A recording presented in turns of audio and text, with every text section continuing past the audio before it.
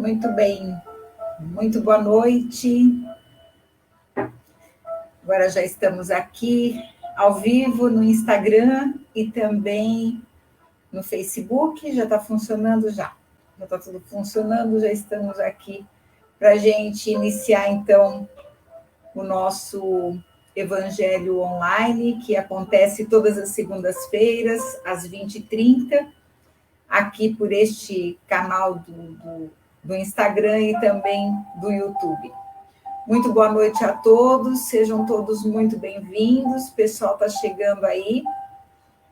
E hoje a gente vai falar sobre uma coisa muito importante, como todos, né? Como toda semana eu digo, é tudo muito importante do Evangelho, e é um tema muito, muito interessante esse, porque vai fazer com que a gente pense e repense algumas posturas que a gente tem diante da vida através dos ensinamentos do Evangelho, através da convivência de Jesus com seus apóstolos, dos diálogos que eram mantidos entre eles, e a gente tem uma condição de entender melhor determinados conceitos a respeito da vida, né? Com a luz desses esclarecimentos vindo diretamente do nosso mestre. Então, sem mais delongas, vamos começar, então, o nosso evangelho de hoje, né? Pedindo a Jesus, o nosso mestre, que nos abençoe mais uma vez a intenção de aprender e de servir sempre em seu nome. E nós te agradecemos, Senhor, por essa oportunidade ímpar que nos é concedida de estarmos diante da sua presença, e nós te rogamos, Senhor, sê conosco mais uma vez no nosso evangelho, que as suas bênçãos se estendam em cada lar aqui representado, que possamos todos nós, nesse momento, sentir a presença desse mestre, desse amigo, desse ser de luz que nos ampara, que nos guia os nossos destinos. E é em teu nome, Senhor, que nós damos, então, por iniciado o nosso evangelho desta noite. Que assim seja. Então, vamos lá. Eu estava selecionando um tema para o evangelho e, de repente, eu estava pensando em falar sobre um assunto e acabou que veio um outro. Então, como a gente sempre segue as nossas intuições, né? Então, eu acho que esse que é um assunto muito importante que a gente vai falar sobre as riquezas, né? Porque a gente tem ouvido durante muito tempo as pessoas tendo uma certa prevenção na vida quando se trata de coisas materiais. Então, foi colocado, né, pelas instituições humanas ao longo dos anos de que o cristão tem que ser pobre, que o cristão não pode ser bem-sucedido, que servir a Deus e a riqueza não é permitido. Várias vezes citam até passagens do próprio Evangelho, quando Jesus vai lá falar para o moço vender os bens para poder segui-lo, quando ele diz que era mais fácil um camelo passar pelo fundo de uma agulha do que um rico entrar no reino dos céus. Então, a gente vê muitas dessas citações e interpretadas de uma forma errônea. Porque senão nós vamos pensar que Jesus, ele veio aqui para promover a pobreza, para promover o sofrimento. Então, para eu conquistar o reino dos céus, eu tenho que abrir mão de tudo que eu tenho, dos bens que me foram concedidos. Eu tenho que abrir mão, muitas vezes, da beleza física, tenho que me esconder, tenho que abrir mão da minha intelectualidade, não posso mostrar os conhecimentos. eu tenho que ficar me escondendo o tempo inteiro. E será que é realmente isso que Jesus quis dizer nessas passagens? Ou isso foram interpretações que foram nos colocadas durante o tempo com intenção outra que não fosse de domínio de povos?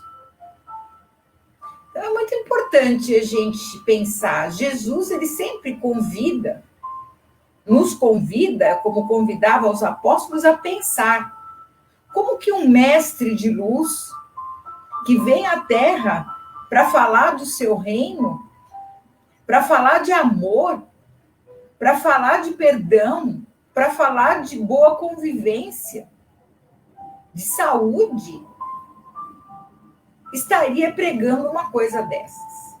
Então, são palavras que não... São interpretações, na realidade, que não coadunam com o pensamento do Cristo. E mesmo lá na época da Palestina, na época dele, discussões aconteciam muito em torno disso. Por quê? Porque interpretavam errado a questão da riqueza. E a gente pega numa conversa em que Tadeu e Pedro começam a discutir sobre isso. Porque eles ajudavam os pobres e eles também não eram ricos. E houve uma discussão uma vez entre eles em que eles falavam que, de repente, poderiam aparecer pessoas que nem precisavam, que muitas vezes fingiam que precisavam de ajuda, que se vestiam até precisadas de ajuda, mas que elas não precisavam. Então, havia uma discussão sobre isso quando eles falavam, né? Levi entrou na conversa e ele até fala que ele conhecia homens abastados que choravam na coletoria de Cafarnaum, como miseráveis mendigos, mas não eram. E aí o Simão Pedro, né, replica para ele e fala, tá bom, mas não é porque um ou meia dúzia faz isso que nós vamos de ajudar os que estão realmente desamparados. Jesus não se metia no meio dessas discussões, ele apenas ouvia e deixava que eles discorressem os seus pensamentos.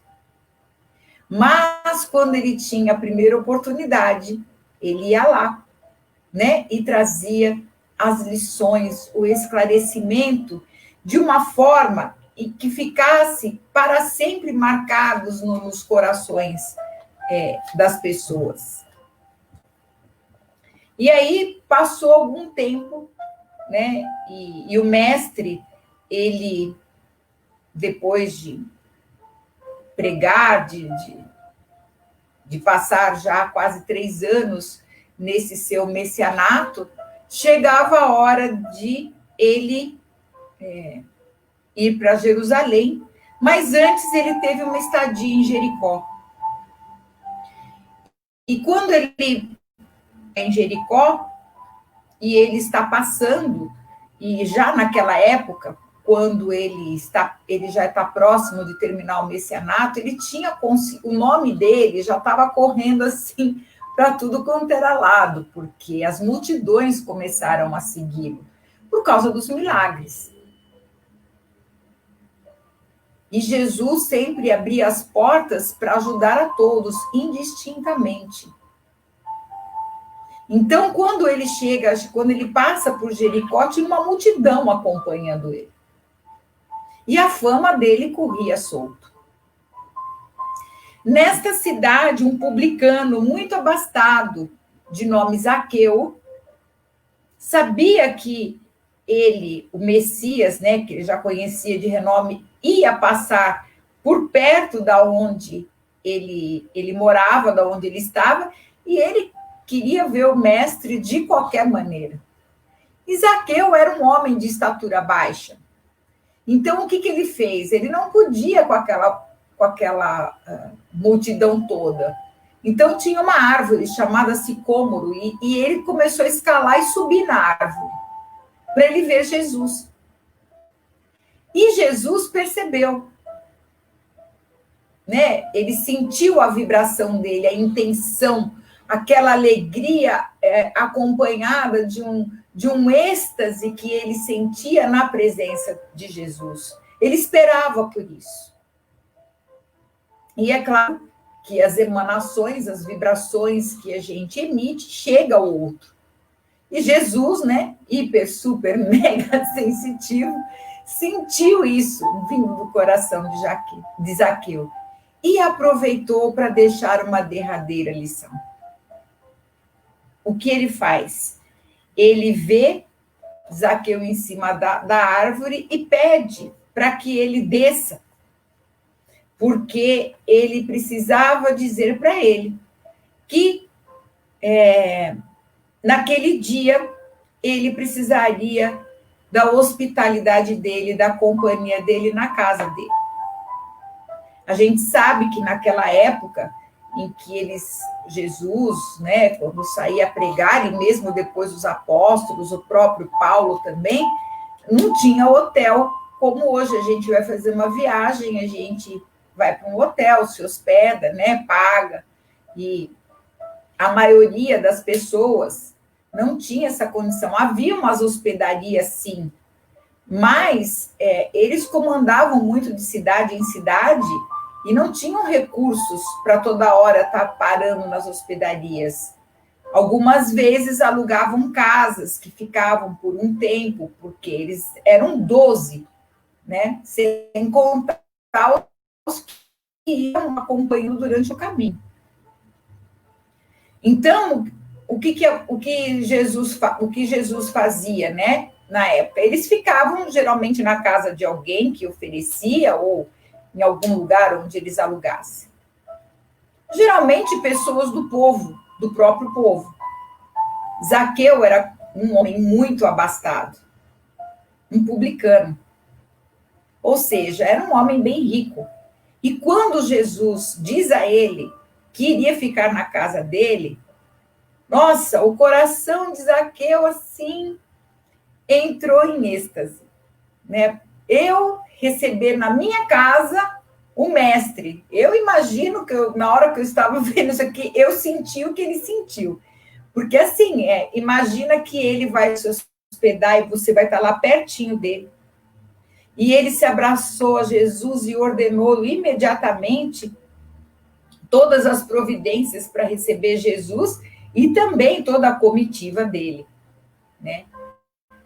Foi preparar com o maior prazer do mundo. Mas, imagina a cara dos apóstolos na hora que Jesus falou que ia se hospedar na casa de um publicano, de um rico. Vocês já podem, né, imaginar a cena. E aí, o mestre deu o braço ao publicano e escutava atento as suas observações, até as mais insignificantes, do que ele ia providenciar para a estada dele lá. E aí, Felipe pensava consigo mesmo, não se tratava de um rico que devia ser condenado? Como justificar isso, se Zaqueu é um homem de dinheiro e pecador perante a lei? A gente tem que contextualizar que publicanos, os cobradores de impostos, né, que trabalhavam a serviço do Império, o Império Roma tinha o povo judeu como um povo, convivia ali, mas era um povo dominado. Então, existia muito essa questão, né, político-financeira. E como Jesus sempre pregava a questão do desprendimento, a questão dos bens terrenos, ninguém até então tinha entendido direito as lições de Jesus a respeito da riqueza. E foi muito providencial essa lição. Por quê? Porque Jesus nunca falou, ele nunca condenou da forma como as pessoas entenderam. Porque o problema da riqueza não é o problema em se ter as coisas e administrar. O problema da riqueza é o apego que se tem a isso. E tem gente que se apega a muito pouca coisa. Não precisa ser grandes coisas, não. É casa, é um carro, pessoas que se apegam ao próprio corpo. E nós que trabalhamos com a espiritualidade, com a mediunidade, a gente vê que hoje a grande dificuldade é a pessoa desencarnar e deixar o seu corpo aqui na Terra. Que é terceira dimensão, matéria perecível, ou seja, que se transforma o tempo todo. Mas, naquela época, e durante muitos séculos, pregou-se, tanto é que espíritos, tantos dentro das religiões, faziam votos de pobreza. E isso é um grande equívoco, porque tudo que nos é dado materialmente é para o desenvolvimento da nossa inteligência e do nosso espírito. Não é para ser jogado fora. Toda a autoridade, todas as capacidades que nós temos e que vão se desenvolvendo ao longo da vida é para servir ao bem. E aí, o que acontece? Quando chegou mais tarde, né, que Jesus estava fazendo as suas prédicas, andando, curando muita gente, porque Jesus trabalhava muito. Vocês imaginam a fila de pessoas que fazia em volta dele para ser curado? Não era fácil, não. A gente vê, pelo próprio Chico Xavier, quem já assistiu o filme, viu quando ele começou a fazer as curas lá em Uberaba, as filas, as caravanas que chegavam na humilde casa dele. Imagina Jesus, e naquela época onde a medicina não tinha os recursos que tem hoje. Então, Jesus trabalhava muito. E quando chegou no crepúsculo, Jesus, então, adentra, né, a propriedade de Zaqueu, e ele faz, então, Zaqueu prepara uma mesa maravilhosa no alpendre, para que eles se assentassem. Mas mais do que isso, ele manda e providencia distribuir comida para todos aqueles que estavam do lado de fora da propriedade. Ele manda alimentar todo mundo. E virou uma festa, não só com os que estavam de fora, como com eles que estavam de dentro e os seus servos. E aqui vale a gente, então,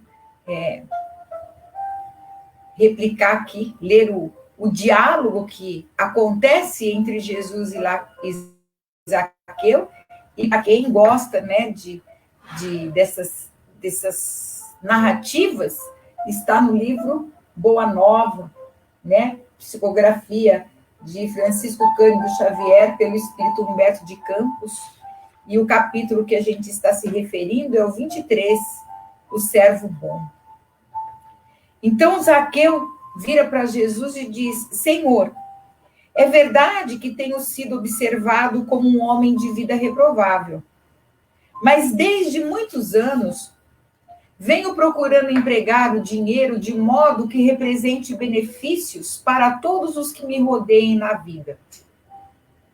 Compreendendo que aqui em Jericó havia muitos pais de família sem trabalho, organizei múltiplos serviços de criação de animais e de cultivo permanente da terra.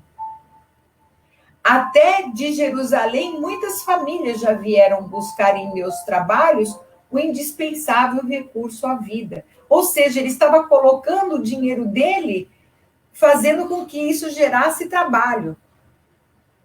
E aí Jesus diz para ele: abençoado seja o teu esforço.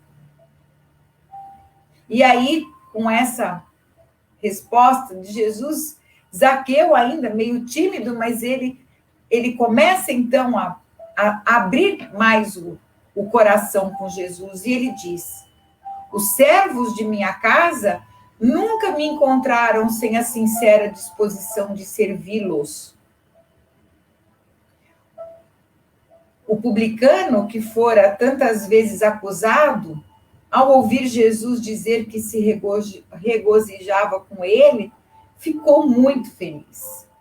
A palavra de Jesus para ele era a recompensa valiosa que ele queria pelos esforços que ele estava empreendendo para utilizar o que ele tinha de recursos materiais para a geração de trabalho e de bem-estar.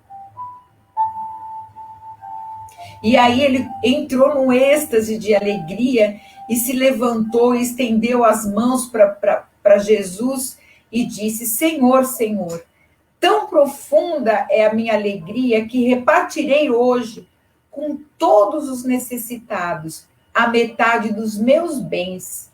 E se em alguma coisa tenho prejudicado alguém, indenizá-lo-ei quadruplicamente.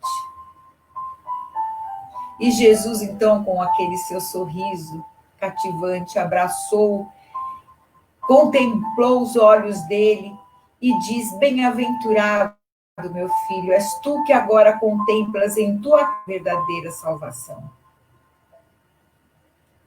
E foi uma cena maravilhosa. E então Filipe e Simão, que não conseguiam, né, ocultar as suas deduções desagradáveis, ainda muito aferrados às leis judaicas, né, e atentando somente no sentido literal das palavras de Jesus. Porque eles ouviam Jesus quando falou do desprendimento dos bens terrenos e levava isso muito ao pé da letra. Não entendiam o espírito da letra. E aí eles estranhavam que Jesus estivesse tão afável com aquele homem rico. E considerado, na visão deles, como rico e pecador, porque todo rico seria um pecador. E aí, nesse momento, Zaqueu, então, se ausenta por uns minutos e vai chamar seus filhos para que participassem, né, desse banquete de alegria diante de Jesus que estava na casa deles. E enquanto ele vai lá buscar os filhos, aí o Pedro, né, aí o pessoal começou a fofocar na mesa, né? Aí Pedro e os outros começaram a fazer, mas por que tamanha aprovação para um rico tão mesquinho? Olha o julgamento. As riquezas, afinal de contas, não eram condenadas pelo Evangelho? Por que não se hospedaram numa casa mais pobre, numa família mais pobre, mais humilde? Por que poderia alguém servir Deus e também a multidão dos pecados do mundo?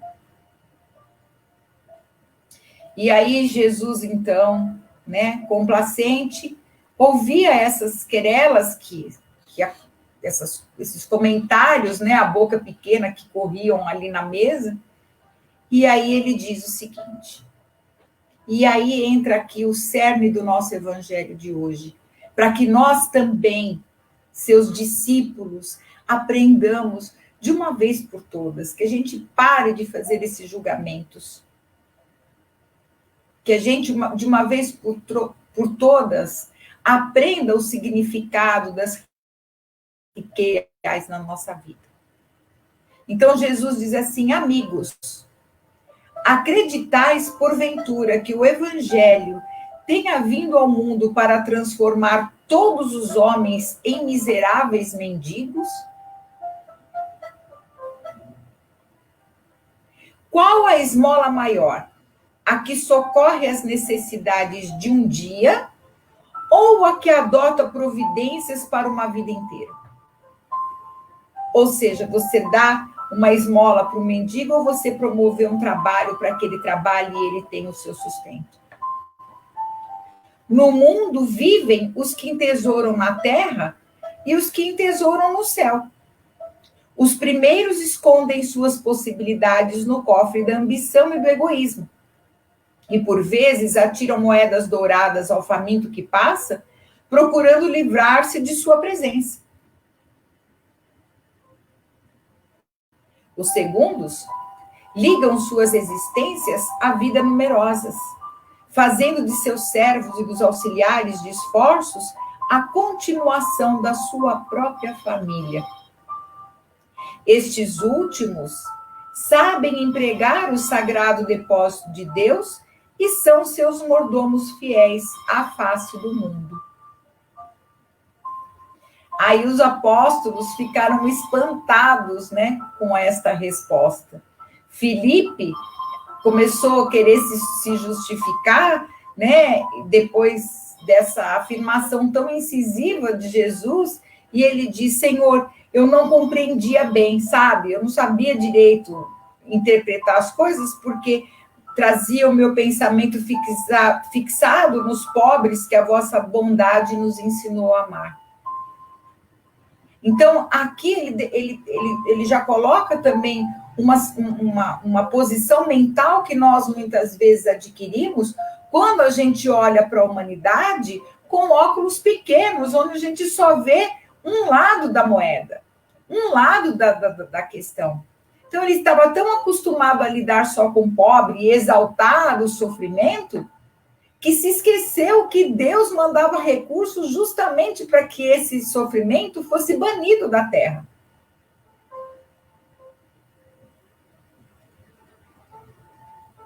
E aí o mestre, então, vem em socorro do pensamento dele e diz assim: Filipe, é necessário não nos perdermos em viciações do sentimento. Nunca ouvistes falar numa terra pobre, numa árvore pobre, em animais pobres desamparados?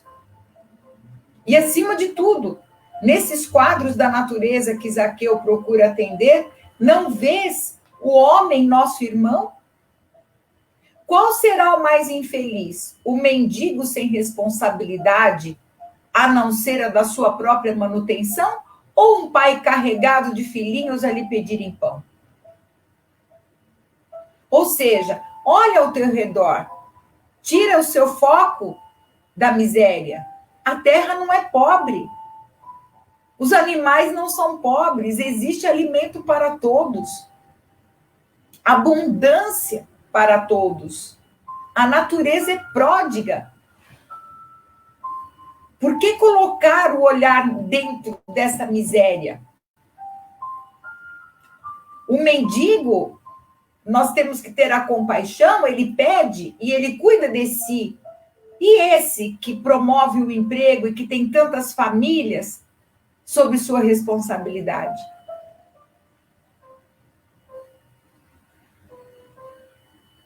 E aí, os próprios apóstolos começaram a abrir o entendimento a respeito das dádivas que são colocadas nas nossas mãos para que, através da nossa inteligência e do nosso coração, a gente faça boas obras. Porque o bem, ele só é o bem quando ele é bem para mim e para os outros. Quando eu quero só para mim, isso não é o bem, isso é o mal. E é isso que Jesus estava colocando. Quando eu seguro a fortuna só para mim, aí sim isso é o mal. Mas quando eu uso desses recursos para espalhar para todos, e quais são os recursos que a gente pode espalhar? Não é só a riqueza em questão de dinheiro ou de trabalho, a riqueza do intelecto, quando nós ajudamos, quando nós ensinamos, quando nós já aprendemos um pouco e passamos para frente aquilo que sabemos. Tem gente que tem um talento maravilhoso para escrever. Tem outros que têm talentos para cantar. Tem outros que têm talentos para pintar. Tem outros que têm talentos para falar. Então, é colocar os nossos talentos a serviço de todos. Todos têm e carregam talentos dentro de si. Todos. E aí ele diz, sim, amigos, ditosos os que repartirem os seus bens com os pobres, mas bem-aventurados também os que consagram suas possibilidades aos movimentos da vida, cientes de que o mundo é um grande necessitado e que sabem, assim, servir a Deus com as riquezas que lhes foram confiadas. E aqui cai por terra toda a interpretação que foi colocada dentro das nossas mentes ao longo do século, de que cristão é bobo, pobre, aliás, confundem humildade com pobreza, porque humildade não significa pobreza. A humildade significa o momento em que eu me reconheço nem melhor e nem pior do que ninguém. Quando eu não me coloco por baixo e nem por cima de ninguém. Isso é humildade. Mas deturparam-se ao longo do tempo os ensinamentos do próprio mestre. E muitas pregações erradas, e muita gente ganhou muito dinheiro em cima dessas pregações. Mas essa era, esse momento desse planeta, desse mundo, dessa ignorância toda está acabando. Nós estamos entrando num outro movimento da nova Terra, aonde as lições do Cristo agora, elucidadas pela ciência, pela inteligência, faz com que nós abramos os nossos olhos para não sermos mais manipulados pelos interesses de poucos. É muito importante que a gente tenha bem guardado dentro de nós e fincado dentro de nós o verdadeiro sentido das palavras de Jesus. Por isso a importância desse evangelho. Depois, quando Zaqueu volta à sala do jantar, ao alpendre, né, que eles estavam no alpendre, com os seus filhos, Jesus, então, partiu o pão, partilhando do contentamento geral. Impulsionado por um júbilo maravilhoso, né? O Zaqueu apresentou, então, os seus filhos para Jesus. Imagina, né? Com a maior alegria do mundo. E os seus servos também, ele mandou que os seus servos também festejassem junto aquela noite memorável para o seu coração, que ficou guardada, né, nos anais de toda a história do cristianismo, essa história de Zaqueu, que já virou até uma música tão linda também. E aí, todos puderam se confraternizar, ricos e pobres, porque diante do olhar do Senhor, a riqueza está no coração de quem ama. Aquele que ama mais é o mais rico.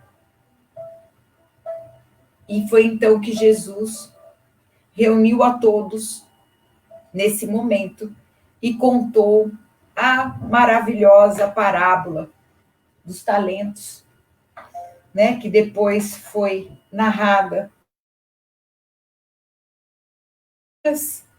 no capítulo 16, versículos 19 a 31, onde ele diz o seguinte: havia um homem rico que se vestia de púrpura, aliás, desculpa, eu olhei errado aqui, que começa no final da página. A parábola dos talentos está no Evangelho de Mateus, capítulo 25, versículos de 14 a 30. Então, ele começa assim: porque assim é como o homem que, ao ausentar-se para longe, chamou seus servos e lhes entregou os seus bens. E deu a um 5 talentos, e a outro 2, e a outro deu 1, e a cada um segundo a sua capacidade. E partiu logo. Veja que ele dá a cada um de nós, segundo a nossa capacidade. O que recebera, pois, 5 talentos, foi-se, entrou a negociar com eles e ganhou outros 5. Da mesma sorte, também o que recebera 2, ganhou outros 2. Mas o que havia recebido 1, cavou a terra e escondeu o dinheiro que era do seu senhor. Passado muito tempo, veio o senhor e chamou-os às contas. E chegando-se a ele, o que havia recebido 5, apresentou-lhe outros 5, dizendo: Senhor, tu me entregaste 5 talentos, eis aqui tem outros 5 mais que lucrei. Seu senhor lhe disse: muito bem, servo bom e fiel. Já que foste fiel nas coisas pequenas, dar-te-ei intendência das grandes. Entra no gozo do teu senhor. Da mesma sorte, apresentou-se também o que havia recebido 2 talentos e disse: Senhor, tu me entregaste os 2 talentos, e eis aqui tens outros 2 que ganhei com eles. E seu senhor disse: bem está, servo bom e fiel. Já fostes fiel nas coisas pequenas, dar-te-ei intendência das grandes. Entra no gozo de teu senhor. E chegando também o que havia recebido 1 talento, disse: Senhor, sei que és homem de rija condição, cegas onde não semeastes e recolhes onde não espalhaste. E temendo me fui e escondi o teu talento na terra. Eis aqui que tens o que é teu. E respondendo-lhe o seu senhor, lhe disse: servo mau e preguiçoso, sabias que cego onde não semeei e que recolho onde não tenho espalhado? Devias logo dar o meu dinheiro aos banqueiros, e vindo eu, teria recebido certamente com juro que era meu. Tirai-lhe, pois, o talento e dai-o ao que tem 10 talentos. Porque a todo o que tem, dar-se-lhe-á, e terá em abundância. E ao que não tem, tirar-se-lhe-á até o que parece que tem. E ao servo inútil, lançai-o nas trevas exteriores. Ali haverá choro e ranger de dentes. E agora aqui dá para entender, depois de toda essa contextualização da história de Zaqueu, o que significa a parábola dos talentos. Porque a todos nós é dado determinados talentos. A pergunta é: o que é que nós estamos fazendo com os talentos? Quando nós tivermos que prestar conta à nossa própria consciência, quando a nossa tarefa aqui nesse plano terminar, o que é que nós vamos apresentar a Deus com os talentos que nos foram emprestados?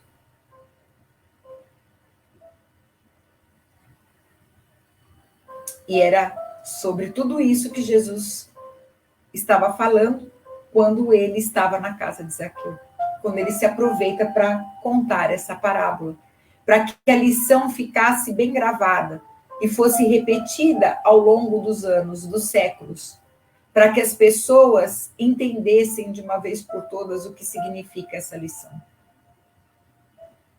Porque quando nós perdemos a oportunidade de uma encarnação inteira, de fazer o bem, de fazer coisas que poderíamos ter feito e deixamos de lado e não fazemos, a vida não pode ter confiança de dar mais para nós.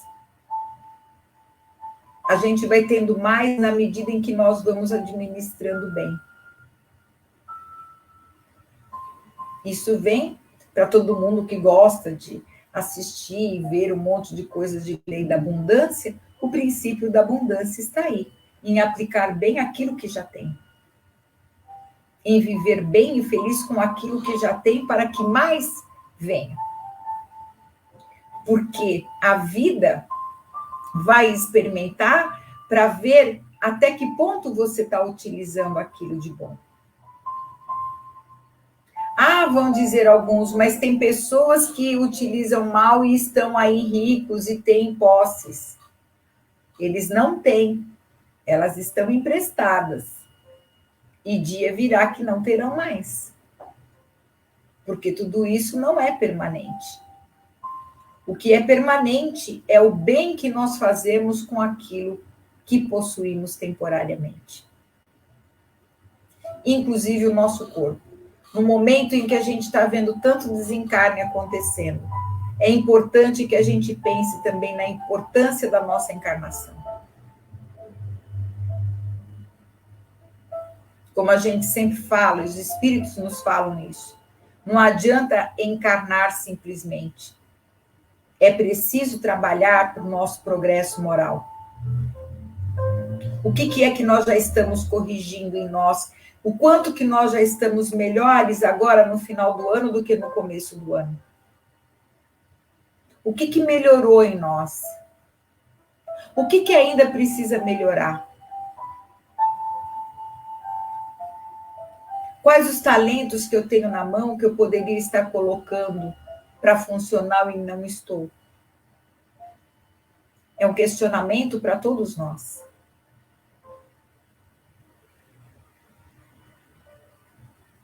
Quando Jesus, então, termina de contar essa parábola, ele vira-se, então, para Zaqueu, pousando um olhar enternecido e generoso sobre ele, muito amoroso, como sempre, né? E aí foi quando seus lábios divinos pronunciaram aquelas imorredoras palavras: bem-aventurado sejas tu, servo bom e fiel. E que nós possamos pensar em tudo isso, para que a nossa consciência também comece a falar dentro de nós da nossa fidelidade, do nosso comprometimento com o bem, daquilo que está possível nas nossas mãos de fazer, e muitas vezes a gente não faz por simples negligência.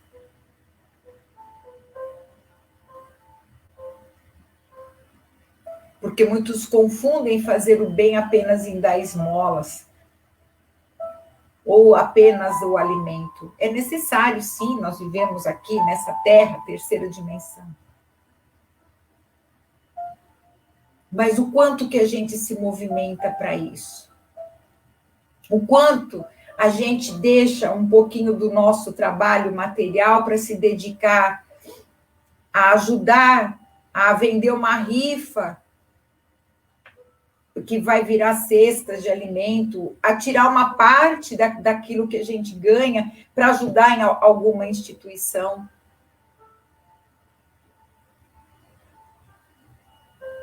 Todo mundo pode fazer o bem.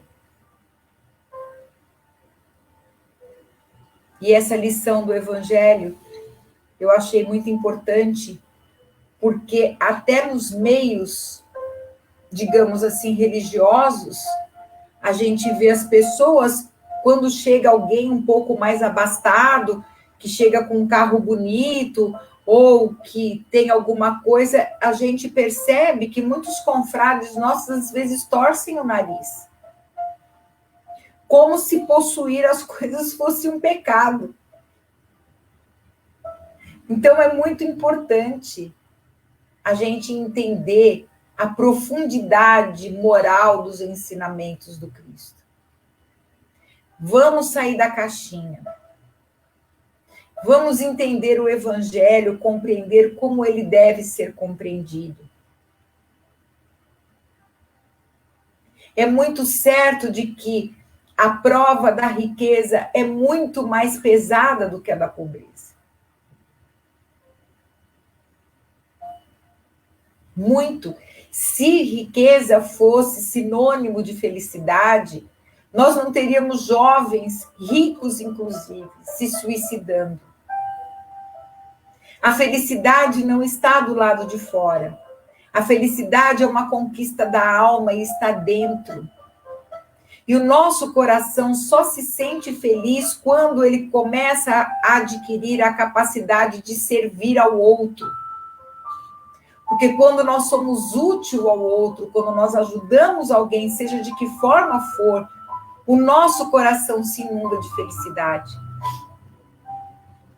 Então, se você está se sentindo depressivo, infeliz, Vá ao encontro daqueles que estão menos, que precisam mais do que você. Não é numa garrafa de bebida, não é usando droga que você vai achar lenitivo para suas dores. Não é. Isso é só anestesia,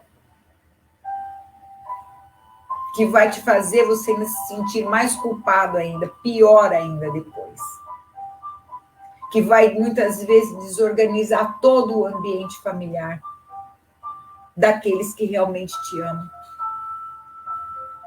Então, se você sente, hoje a gente vê muita gente com depressão, com angústia, se sentindo infeliz, porque agora é a época do Natal e começa a se sentir infeliz por causa de lembranças, por causa de sentimentos, de coisas de passado, vá ao encontro de uma casa onde abrigue crianças órfãs.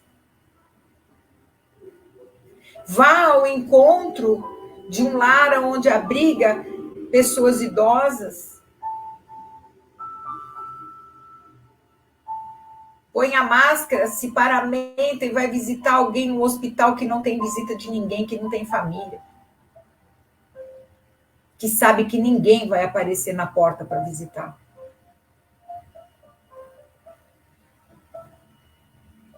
Vamos aprender a olhar o mundo com outros olhos. Com os olhos do meigo Jesus, que sabia aonde que estavam os sofrimentos mais ocultos, mas que sabia também da intenção de todos aqueles que passavam por ele.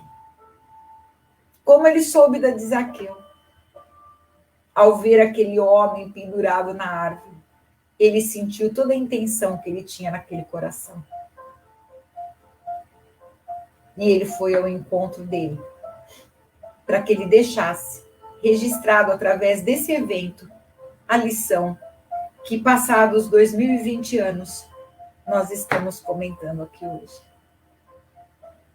E eu espero que, da mesma forma como calou muito forte dentro do meu coração essa passagem, que tenha atingido aí você também. Que você possa ter se sensibilizado e entendido de uma vez por todas o significado da riqueza, dos bens e do como a gente deve agir aqui na Terra. E nós vamos, então, agradecendo a esse mestre amoroso, esse mestre de luz que nos guia em todos os momentos da nossa vida, em todas as situações que nós estejamos.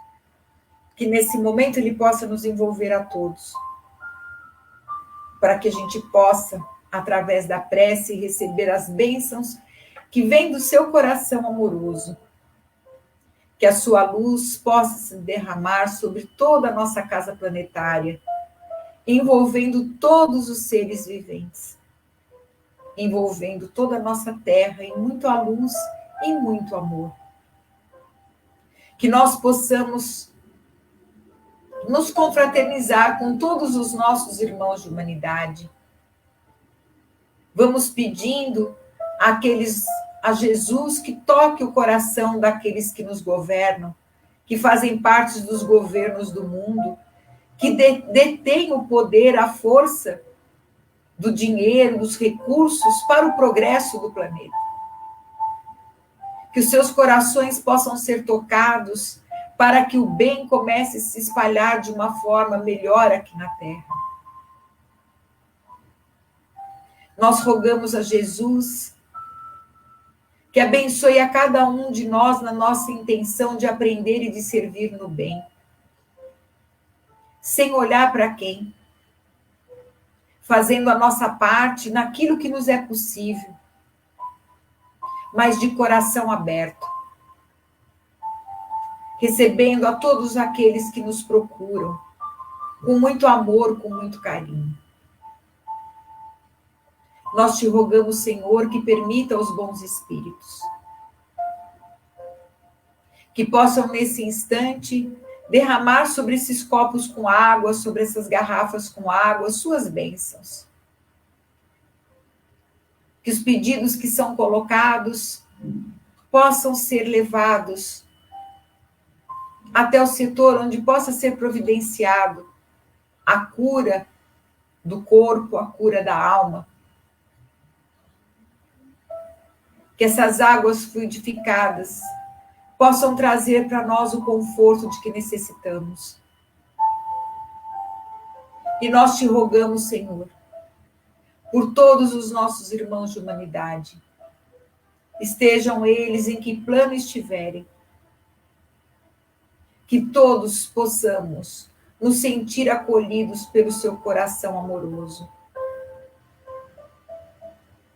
Como Zaqueu, nós pedimos também que esteja conosco na nossa casa, no nosso coração, iluminando os nossos sentimentos, alimentando a nossa alma com esse amor que transborda apenas pelo seu olhar.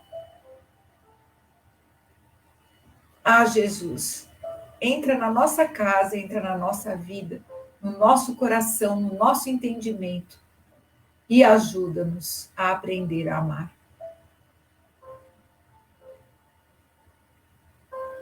Que o Senhor nos fortaleça sempre e esteja sempre do nosso lado,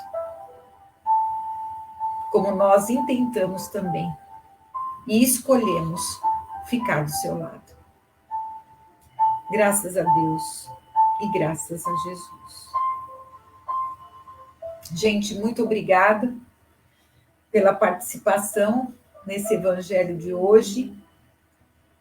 A gente está chegando aí próximo do Natal e o ambiente da Terra fica melhor nessa época do ano, porque é a época em que a gente comemora o nascimento de Jesus. Que nós não percamos nunca essa referência e que, por favor, ensinem aos seus filhos que Natal é para comemorar o aniversário de Jesus.